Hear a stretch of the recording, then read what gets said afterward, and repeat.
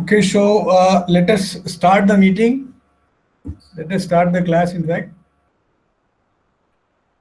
So I hope my slides are visible to you. Yes, sir. Okay. So in the last lecture, we had discussed.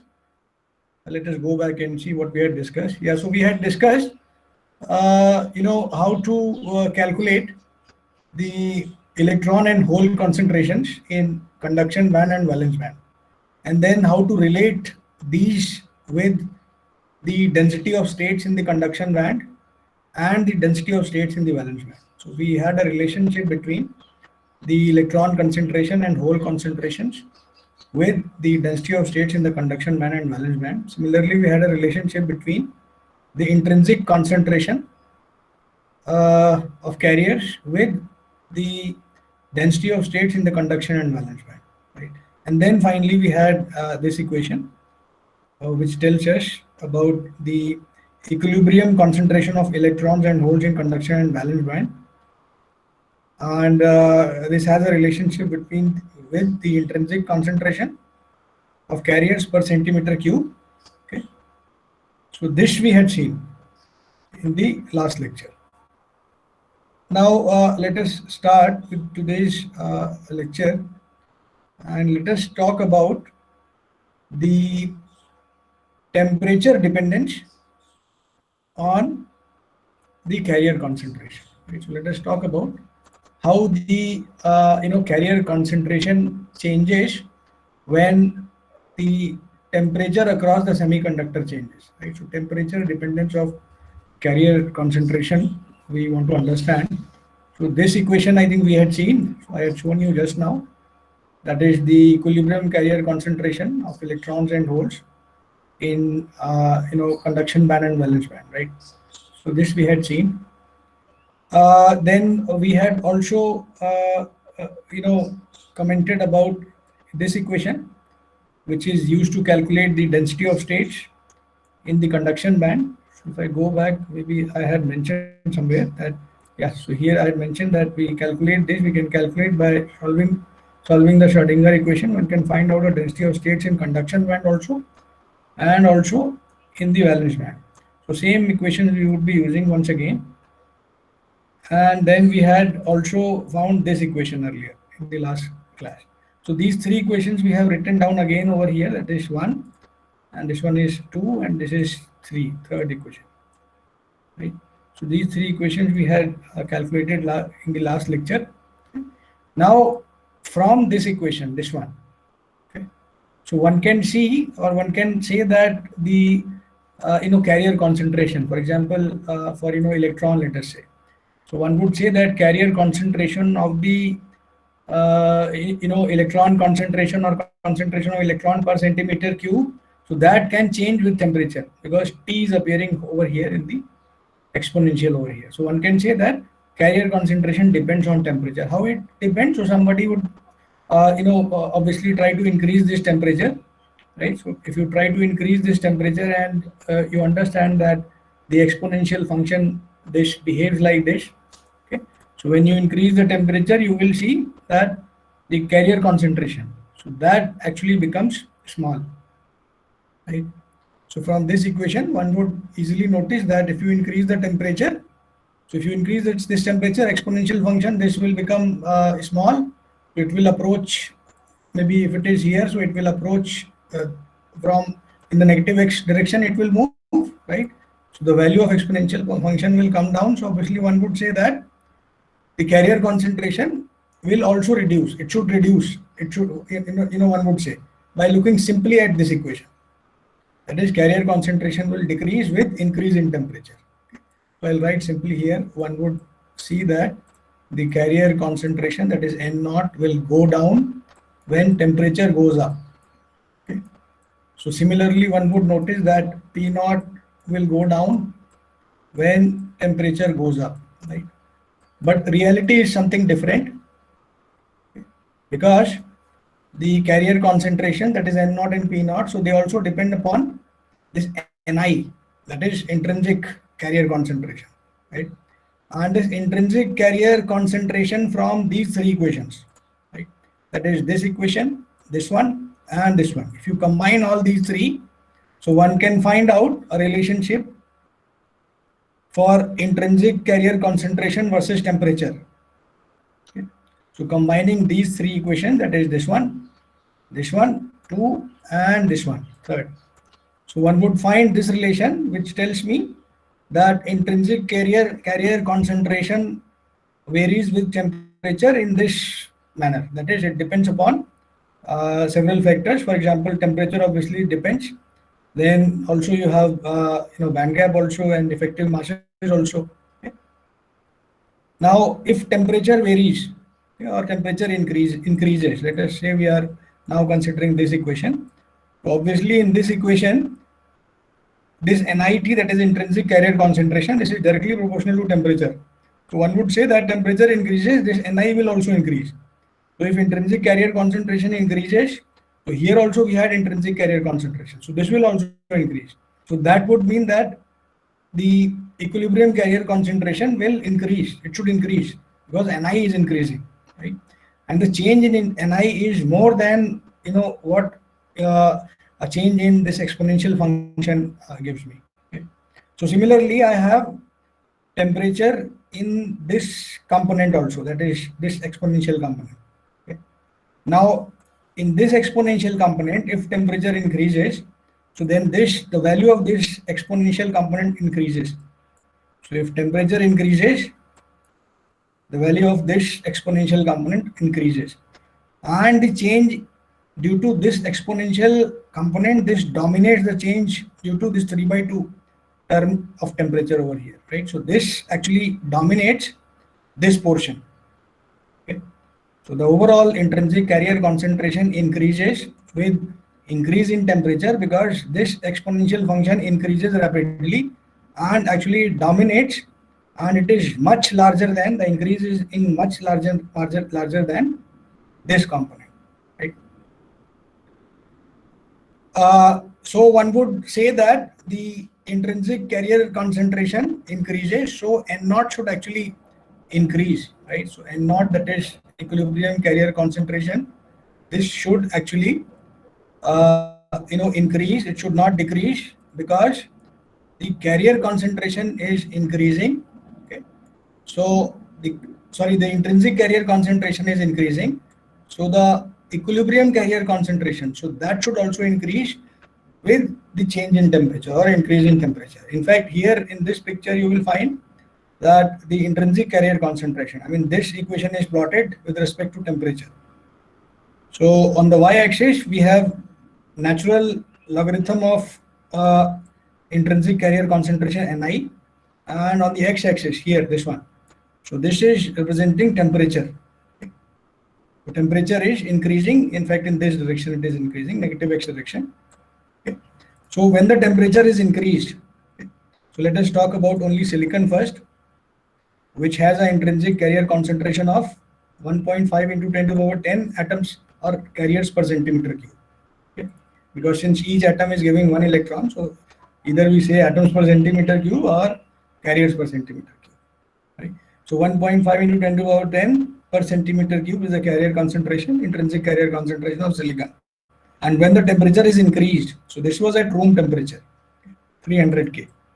Now when the temperature is increased, we see that the intrinsic carrier concentration is also increasing, right? So this is simply can be obtained by plotting this equation, that is intrinsic carrier concentration variation with temperature. So the carrier concentration, overall carrier concentration, that means this will increase in both in conduction band and valence band, right? Because my intrinsic carrier concentration is increasing with temperature. Okay. Now one would also say that this intrinsic carrier concentration, this also depends upon Eg, that is the band gap. Okay. So this would mean Ni will also change with Eg, but actually the dependence of Ni on Eg, that is intrinsic carrier concentration on the band gap, so that is almost negligible because the band gap of the silicon, this varies very slowly. I mean if you talk about the band gap of silicon at 0K, so the band gap of silicon at 0K, so that is somewhere around 1.16 eV. So band gap of silicon at 0K is 1.16 eV.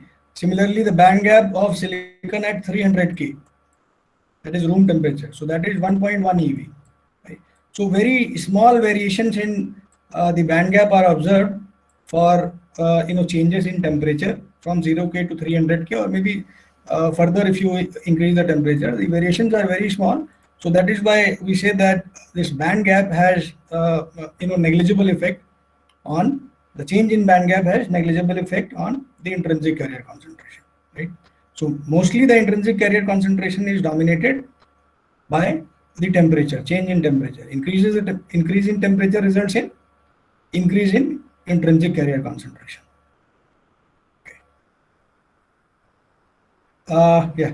Okay. And in fact, in plotting this figure, the t to the power 3/2, that is this dependence of Ni, so that is neglected, right? So in plotting this picture, the dependence of intrinsic carrier concentration on this term, that is t to the power 3/2, so that is neglected because this exponential function, so this dominates the change in intrinsic carrier concentration. Now let us understand the same phenomena by an example. Let us consider one example, and let us say that we have a semiconductor, silicon semiconductor, let us say, and let us try to dope this semiconductor by donor atoms. And how many donor atoms? 10 to the power 15 donor per centimeter cube, right? So if we dope silicon semiconductor by donor atoms, 10 to the power 15 donor atoms per centimeter cube. Okay, so obviously, it will become n-type semiconductor. If we dope it by donor atoms, it will become n-type silicon or n-type semiconductor. So in a n-type semiconductor, we understand that Fermi level is close to the conduction band. So I'll say that Fermi level is maybe sitting somewhere here, close to the conduction band.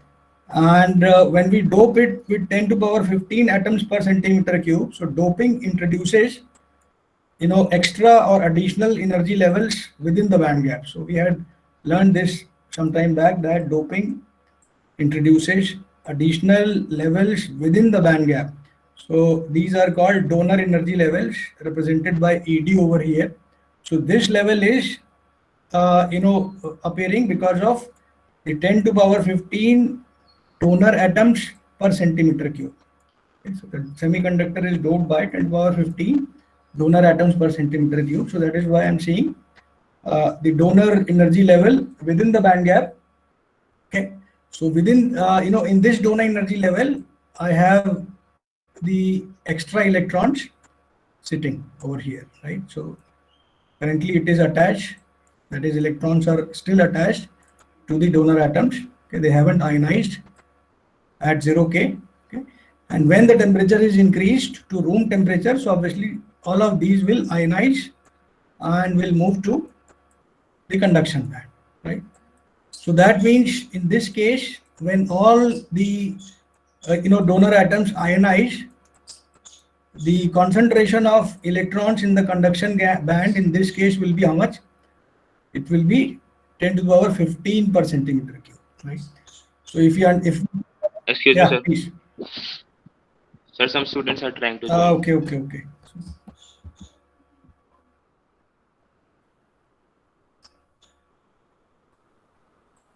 So maybe if you join in time, then there will be no issues. In fact, if you join with the same email IDs which I have given, which you have given to me and which I have added over here, then you may not need my permission to join. Okay, anyhow. So let us continue. Yeah.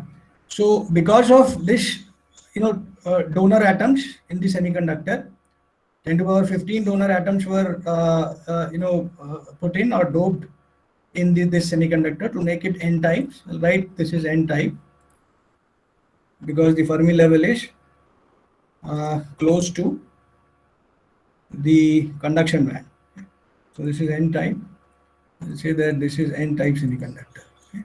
Now considering all electrons are ionized, okay, considering all atoms have ionized and the electrons have left the donor atom and now they are in the conduction band. So considering this situation, now the total number of electrons in the conduction band, so that will be how much? That will be equal to 10 to the power 15 electrons per centimeter cube. Yeah, because each atom will donate 1 electron, and we have doped this semiconductor by 10 to the power 15 atoms. So when all of these will ionize at room temperature, so the total number of electrons in the conduction band will be 10 to the power 15 electrons per centimeter cube. Okay. Now let us say that let us say that we dope the semiconductor at 0K somewhere here. Let us say, okay, let us say that this is doped at somewhere around 0K, right? And the temperature is increasing in this direction. So 1000 by T here. So obviously that means temperature is increasing in this direction, right? So T is increasing in the reverse direction, and we have plotted the electron concentration, that is electron per centimeter cube in conduction band. Okay. So let us say that at 0K, none of the electrons have ionized.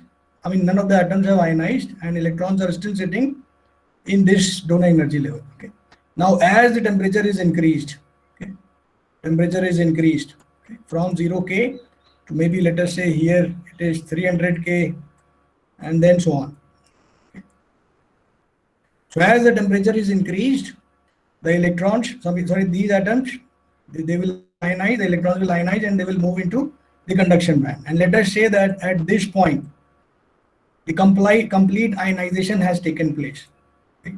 So at this point, the complete ionization has taken place. That is, at this point, all the electrons which were in the donor energy level, so they have moved up into the conduction band. That is 10 to the power 15 electron per centimeter cube are now present in the conduction band at this point. Okay. Because at this point, the entire ionization process has completed. Right. So during this temperature, that is from this point here to this point, the ionization process was taking place. That is, these were ionizing and they were moving to the conduction band. Okay. Then if further the temperature is increased, that is from this point to maybe this point. Okay. So temperature is further increased from this point to this point. Then how many electrons are present in the conduction band now? Right. Since all electrons have ionized, so we have 10 to the power 15 in the conduction band. Okay. Now further from this point, that is this point or maybe this point here. So from this point, let us say we have a further increase in temperature. Okay. So further increase in temperature does not increases the extrinsic carrier concentration in the conduction band, because all have ionized. We have nothing left to be ionized and to be present in the conduction band. So extrinsic carrier concentration, that is in the conduction band, so that does not increase. That still remains same to be equal to 10 to the power 15 per centimeter until this temperature is reached. I mean this point, okay, or maybe this temperature is reached. Okay, and we understand that when you increase the temperature, so when you increase the temperature, we had seen in this slide, when you were increasing the temperature, intrinsic carrier concentration was increasing. That is, number of electrons and hole pair were increasing, right? So intrinsic carrier concentration was increasing. That is, temperature goes up, so intrinsic carrier concentration increases, Ni increases when the temperature increases. That is, free electron hole pairs in the conduction band and valence band, so they are also increasing, right? So these free electron hole pairs will also be here present in the conduction band, and the valence band will have holes. Conduction band will have electrons, valence band will have holes, right? So these electron hole pairs will also be created when you increase temperature. So that means overall concentration is obviously increasing the conduction band, but the extrinsic carrier concentration, so that is fixed to 10 to the power 15 per centimeter cube until this point is reached where this intrinsic carrier concentration, this dominates the extrinsic carrier concentration. That is, your intrinsic carrier concentration now has become very much larger, or in fact it has become greater now, and it has become greater than the extrinsic carrier concentration, that is your N naught. Okay.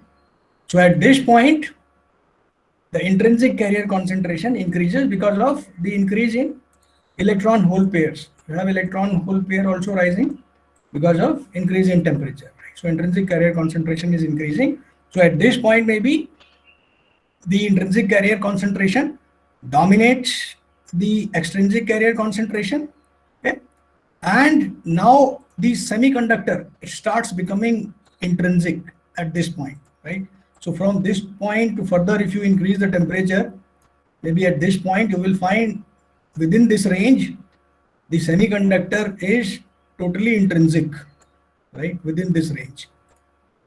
Within this temperature range, the semiconductor is completely intrinsic. It is no more extrinsic, right? It is no more N-type. It has again turned into an intrinsic semiconductor, right? And we remember that why we made this semiconductor N-type or P-type, so that we can have a majority carrier, maybe electrons, or maybe the majority carrier as holes, so that conduction can be made possible, right? So now at this point we say that if you increase the temperature beyond further limit, this limit, that is within this range, the semiconductor has now become intrinsic. It is no more N-type or P-type, right? So that is why whenever we are doping the semiconductor, right? So one has to be concerned about the operating temperature of the device which would be using that semiconductor. Let us say I make a MOSFET or maybe a diode with this semiconductor. So I need to know that at what temperature my device would be working, because if the device has to work beyond this temperature, this point, so obviously that means I will have to increase my doping concentration.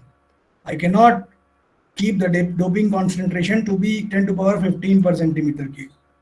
So if I have to work beyond this limit of temperature, I'll have to dope it more heavily, right? So this 10 to the power 15 will not work, so I'll have to increase, maybe I have to increase to maybe let's say 10 to the power 18 per centimeter cube, right?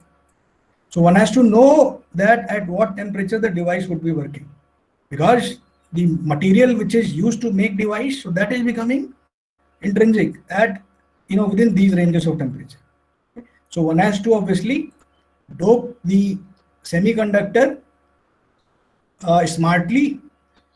And how smartly? Smartly by knowing the temperature regions under which the device would be operating. Okay? So depending upon what temperature you would be operating the device, you can keep the doping levels to be either lightly doped or heavily doped. Okay.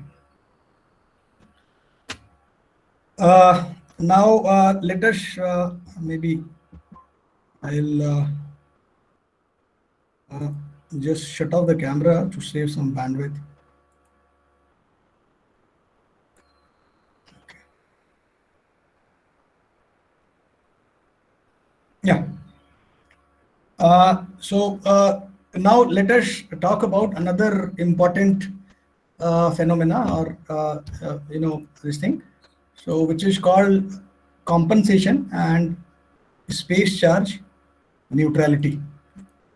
So let us talk about these two things, that is compensation and space charge neutrality. Okay. So from our discussions, we have understood that in a N-type semiconductor, we dope the material with donor impurities, and in a P-type doped material, we dope the semiconductor with acceptor impurities. Okay. Now, since each acceptor or donor impurity will give one extra electron, okay, so we say that extrinsic majority carrier concentration in conduction band for N-type, that is carrier concentration in conduction band, is almost equal to the dopant concentration. Similarly, the hole concentration in valence band is almost equal to the acceptor concentration, okay, in the semiconductor. Okay. But most of the time it happens it happens that the semiconductor contains both donors and acceptors. Right? So far we have said that in a N-type, we will have only donors, and in a P-type, you will only have P-type impurities. But many times you will see that in a semiconductor, there are both donor and acceptor impurities. Okay? So when there are both donor and acceptor impurities, and considering this fact, if we try to draw the energy band diagram, okay, so let us try to draw the energy band diagram. So energy band diagram will have a conduction band and a valence band. Okay? And let us say it's an N-type semiconductor. Okay, but yes, it also has acceptor impurities, but actually it is an N-type semiconductor. Right? So it's an N-type semiconductor. So Fermi level is close to the conduction band. Right? So conduction band and Fermi level are close to each other. Okay, because it's a N-type semiconductor. So N-type semiconductor because the donor atoms are more than or very large than the acceptor atoms. Right? It is Nd, this Nd, that is donor atom concentration. So this is greater than the acceptor concentration. Right? So, but because both donor and acceptor concentrations are present, so you will see additional energy levels within the band gap. So this one is donor energy level, additional energy level, and this one is acceptor energy level inside the band gap. So obviously, let us say we are talking about the room temperature condition. So at room temperature, obviously all the donor electrons will be ionized, and you will see that electrons from the donor energy levels will move to the conduction band. So they have already moved because we are considering this semiconductor at 300 K temperature or room temperature, where all the electrons have ionized. Okay? The donor levels have ionized.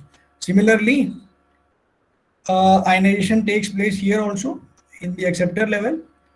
So the conduction band, the valence band electrons, so they have moved to the acceptor impurity level. Okay? And we have holes in the valence band. Right? So holes can be seen over here in the valence band because these electrons have also ionized. Okay? And they are now present in the this level, this energy level, which is inside the band gap. Okay? Now, because of this process, that is, you have holes over here, the electrons from the conduction band, so they can recombine with these holes in the valence band. Right? Because I have now holes in the valence band, so electrons in the conduction band now can recombine with the holes in the valence band. Okay? So this process is called compensation. Okay? So this process is called compensation. Okay? Since it's an N-type semiconductor and it contains both donors and acceptors, so we don't want acceptors to be there. We only want donors. We don't want acceptors. So how to compensate these acceptors? So these acceptors are compensated by the electrons in the conduction band, that is donor electrons in the conduction band. So the donor electrons, they recombine, okay, with the holes in the valence band, right? So this is called compensation. That is, holes in the valence band are compensated by electrons in the conduction band. Since the material contains both donors and acceptors, we don't want this situation to happen. We only want donors because it's an N-type semiconductor. So these acceptors are compensated by conduction band electrons. Okay, so this is called compensation. Okay. Now the effect of this compensation is that, so earlier we considered that the concentration of electron in the conduction band is Nd, right? Since all of these donors have ionized. Okay. So if the donor concentration was 10 to the power 15, so the donor concentration was earlier 10 to the power 15 per centimeter cube. So all the donors will ionize, they will come here. So 10 to the power 15 electrons are here. Earlier we assumed this, that is, carrier concentration is approximately equal to the donor concentration. But because of this phenomena, that is compensation, some electrons are lost, okay, because of these acceptor impurities. So how many electrons are lost now, and what is the total concentration of electrons now in the conduction band? So that will be equal to how much? Nd. So that was earlier minus Na. That is donor concentration minus acceptor concentration. So that will be equal to the concentration of electrons in the conduction band because of this compensation phenomenon. Okay. So the concentration will be Nd minus Na instead of total Nd. Similarly, if it's a p-type semiconductor, right? So currently we are assuming it's an n-type semiconductor. Let us say that now we have a p-type semiconductor. So same compensation will happen in a p-type semiconductor also. And in a p-type semiconductor, you will find the acceptor concentration as Na minus Nd in the valence band instead of Na, right? So we had assumed over here that acceptor concentration is Na in the valence band, but it will be actually Na minus Nd for a p-type material, right? So this will be Na minus Nd for a p-type material because of, again, compensation. Okay, now I'll rub everything, I'll erase everything. Okay. Now next point comes over here. Yeah, compensation is clear. Now next point comes over here, which says that if this semiconductor has to be electrostatically neutral, right, or maybe any semiconductor. Let us say I have a semiconductor over here, and I say that this semiconductor is electrostatically neutral, right? So I say that this semiconductor is electrostatically neutral. Electrostatically neutral means the overall sum of charges on the atoms of this semiconductor. So that will be equal to 0. So that is called electrostatically neutral semiconductor. I'll again repeat. Electrostatically neutral semiconductor means the sum of charges on the atoms of the semiconductor will be equal to 0. So if this semiconductor has to be electrostatically neutral, then sum of total positive charges, right? So total positive charges, so that should balance the total negative charges. The total positive charges should balance total negative charges if this semiconductor has to be electrostatically neutral, right? So total positive charges means here holes are positive charged and then donor ions. So these are positive charges in the semiconductor. And total negative charges means electron concentration is negative, electrons are negative charges, and the acceptor ions, right? So total positive charges is equal to the total negative charges, right? So this condition has to be fulfilled always if the semiconductor has to be electrostatically neutral. That is, sum of charges, total charge on the atoms of the semiconductor should be 0, right? Now from this equation, that is total positive charges is equal to total negative charges. So from this equation, if you bring this Na minus, right, that is this acceptor ion, so this on the left hand side, so this becomes N naught, that is total net concentration in the conduction band of electrons, right? That is, maybe I'll rub everything once again. So from this equation, that is total positive charges is equal to total negative charges, one can say that the net electron concentration in conduction band, which is given by N naught. So this is equal to the net hole concentration in the valence band plus total donor ions minus total acceptor ions, right? So this is how one can find out the net concentration of electrons in the conduction band. Earlier we had said that the net concentration is Nd, and because of this compensation it is Nd minus Na, right? But to be more accurately or to be more precisely, one can say that total electron concentration in the conduction band is now equal to total hole concentration in the valence band plus the donor ion concentration minus the acceptor ion concentration. From this equation, that is total positive charges is equal to total negative charges. Now this equation, that is total positive charges is equal to total negative charges. So this is called space charge neutrality principle. Right? That is total positive charges. I'll repeat again. Total positive charges is equal to total negative charges. So this is called space charge neutrality principle. Right? Okay. So if the material is doped n-type, we understand if it is doped n-type, then total number of electrons, so that is very much larger than the total number of holes in the system, right?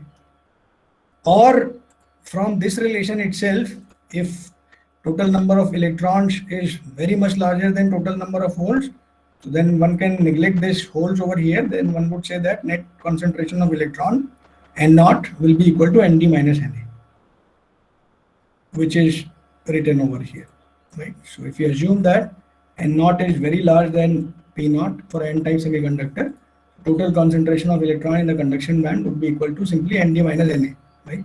Now in an intrinsic semiconductor, so if I have an intrinsic semiconductor, so intrinsic semiconductor is electrostatically neutral, right? So it is automatically electrostatically neutral because at room temperature, number of electrons is equal to number of holes, that is positive charges is equal to negative charges.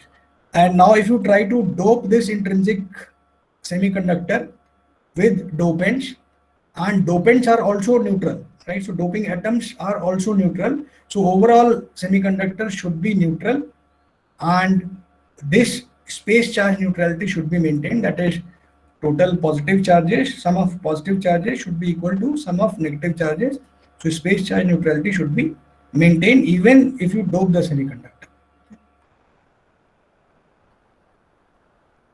Okay. Let's see how much time we have. Okay. Now we have some time, 15 minutes. Now let us also talk about another important observation here, or important principle, that is called conductivity and mobility. Right? So let us talk about this, conductivity and mobility. Okay.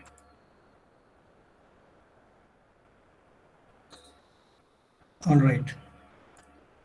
Okay. So we understand that electrons in solids or carriers in solids, right? So they move in zigzag direction. For example, here maybe a carrier can start from here, and then it can move here at this point, and then it can come back over here. Since they're moving in zigzag direction, so it's unknown, right? So their motion is unknown or zigzag. So it may start from here, it can go there, come back here, go here, here, like this it can move, right? So it is zigzag or Brownian motion. Okay. And in fact, there are some probabilities of the carrier returning back to its original position. Right? So we see that in a semiconductor, the carriers are moving in this way, that is zigzag fashion, so that there is no directional movement of the carriers. Right? So that is carriers are moving in zigzag direction. So it is possible that the same carrier can return back from any place to its original place, right? So that is net carrier motion in any direction is zero, right? So net carrier movement is zero in any direction. So the movement of this carrier is indirectional, right?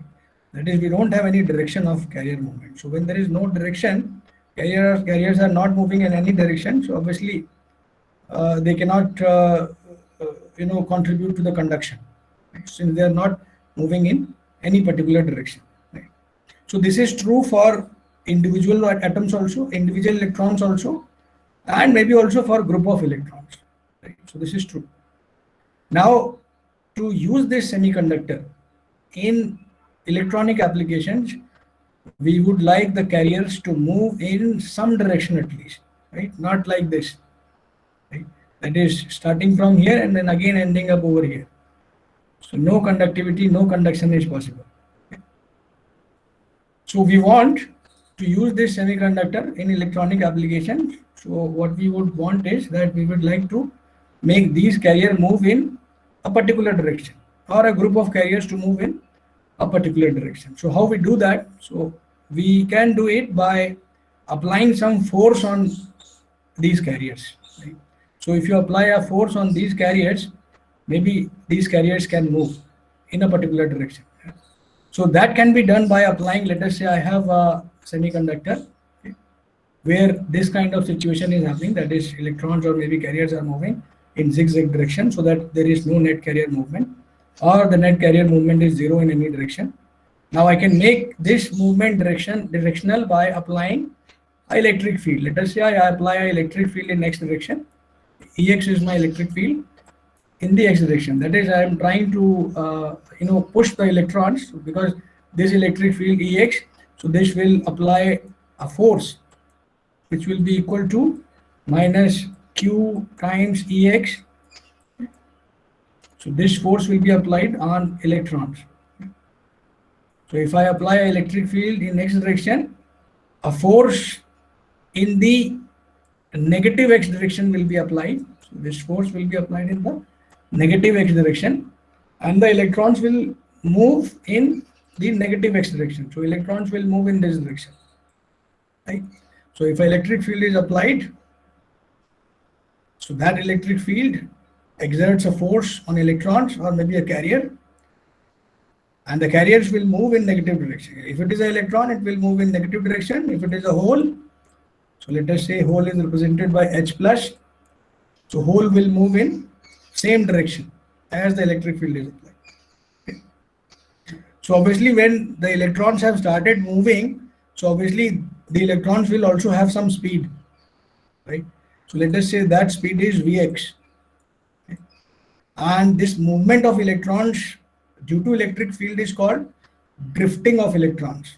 Okay. Let us say that we call this movement of electrons as drift of electrons. Our electrons are drifting because of this electric field. Right? So this process is called drifting. That is, motion of electrons under the applied electric field is called drift or drifting. Okay? So I have a drift velocity also associated with these electrons. Okay? So again, this drift velocity will obviously be dependent on this Ex. Right? The strength of Ex should determine the drift velocity. That is the speed at which the electrons will move in the negative X direction and holes will move in the positive X direction. Okay. Yeah.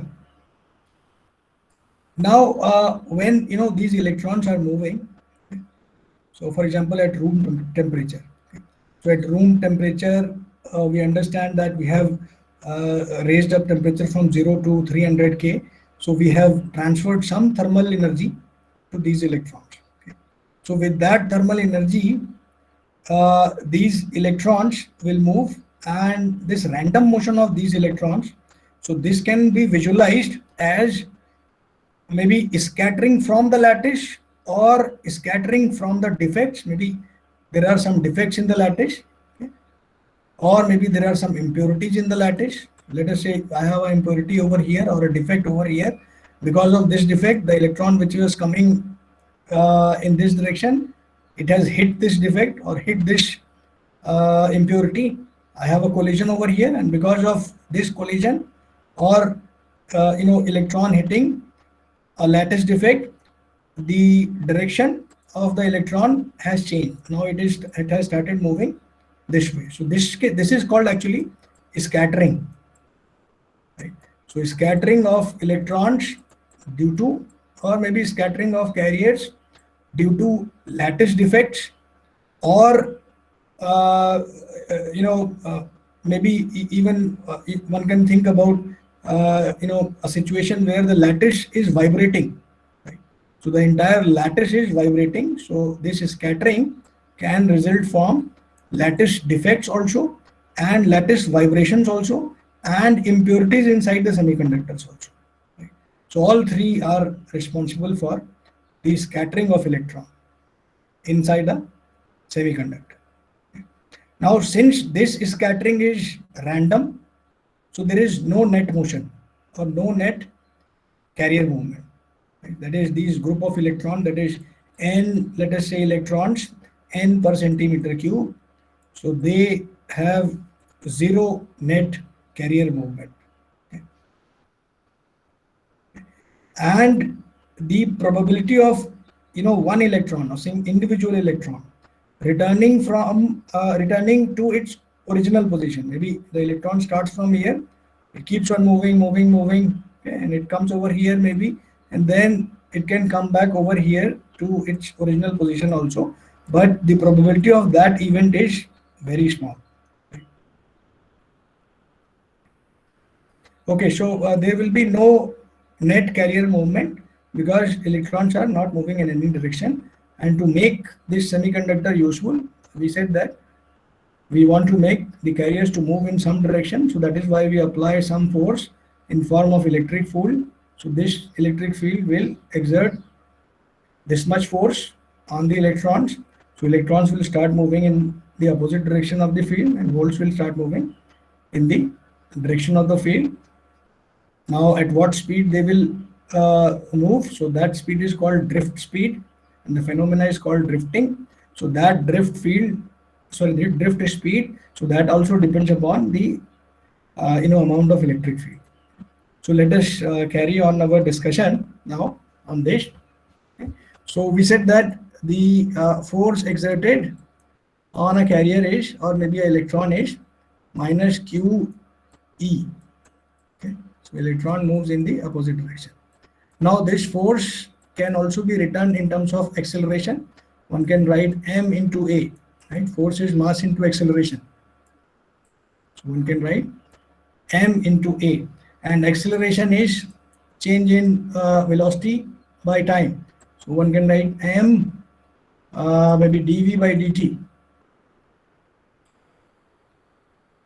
and m dv or mv. So this is momentum. Okay. So one can write this as f is minus qex. This is equal to, from here one can write this could be equal to the change in momentum by time, dt, dp by dt one can write. Okay. Or one can arrive at this relation which is mentioned over here. So considering we have n number of electrons per centimeter cube, considering that we have n number of electrons per centimeter cube, so this relation modifies and I have now n over here. Right? So I have minus n qex is equal to dpx by dt. Right? So again this momentum is in x direction and this momentum depends on field. Now we understand that we have some acceleration because of this electric field. Okay. We have some acceleration. Now this acceleration is balanced by deceleration. I'll write deceleration due to collisions. Deceleration due to collisions. So we had seen that these collision can result into scattering of electron. Okay, and this is scattering, this one here. So we are having a collision with maybe impurity or maybe lattice defect. Okay. So because of this collision, there could be scattering, and because of this collision, I may also see a deceleration. Okay. Apart from this acceleration, one would also see deceleration because of collisions. So in fact, this acceleration is balanced by deceleration due to collisions. So this acceleration is balanced by deceleration due to collisions. So if this acceleration is balanced by deceleration, so that means rate of change in momentum, that is this term, dpx by dt. So this would be equal to 0, right? Because acceleration is balanced by deceleration. So rate of change in momentum would be 0 due to again this collision. right? Rate of change in momentum would be 0 because acceleration is balanced by deceleration due to collisions. Okay? And this only happens in steady state. So this happens in steady state or non-equilibrium state, which is obviously a function of time. We say equilibrium state, nothing changes with respect to time. Non-equilibrium state or steady state, things change with time. So in steady state, the change in momentum will be equal to 0. That is your dpx by dt. So this will be equal to 0. Why it will be 0? Because acceleration is balanced by deceleration due to collisions. Now to find out, this rate of change of momentum, one has to find out, or one has to investigate the collision probability. Right? So one has to investigate the probability of collision of carriers to find out this rate of change of momentum. So for that, let us consider a group of n0 electrons at time t is equal to 0. So let us consider a group of n0 electrons at time t is equal to 0, and let us define nt as number of electrons that have not undergone collision by time t. There are two things. Okay? N0 is the group of electrons at time t is 0, and nt is the number of electrons which have not undergone collision by time t. Maybe let me see the time first. Oh. So if you, I hope you might have a class also after this. Is it so? So shall we end the class over here itself? Okay. Yes, sir. Okay, so maybe I'll continue from here tomorrow. So the class is ended. If you have any doubts, please ask.